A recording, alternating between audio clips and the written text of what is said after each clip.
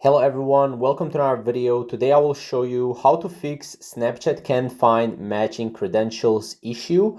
Now this is really easy to fix, whether you're on your mobile or on your computer, right? The first way is to actually, connect to internet that is secure. So the first thing is, this happens because of poor connection. So when the connection is poor, Snapchat does not detect or identify the credentials and an error appears, right? So to fix this issue, use a fast connection and check if the problem fixes or not. Now also, if you're using a VPN, make sure to turn off your VPN and connect to some internet that is really secure to use.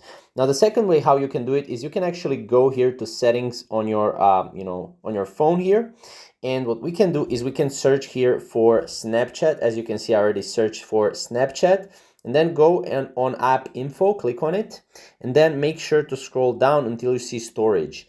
Now on storage, make sure to clear cache and also make sure to clear data. After you do that, restart your Snapchat or just go back into your Snapchat and make sure to go into your Snapchat and make sure to start logging in. Once you log in, you will be able to log in. Probably this will help you fix your problem. Now, again, there are some bugs and app glitches sometimes, so these affect the app's performance.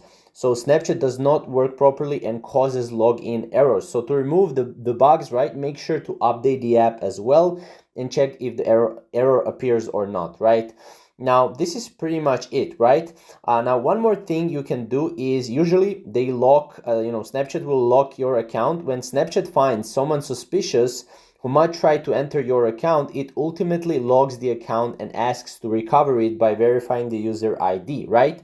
Now, in that case, you can go and change your password and recover your account. But that's pretty much how you can do it and how you can fix Snapchat can't find matching credentials issue. It's really simple to fix it.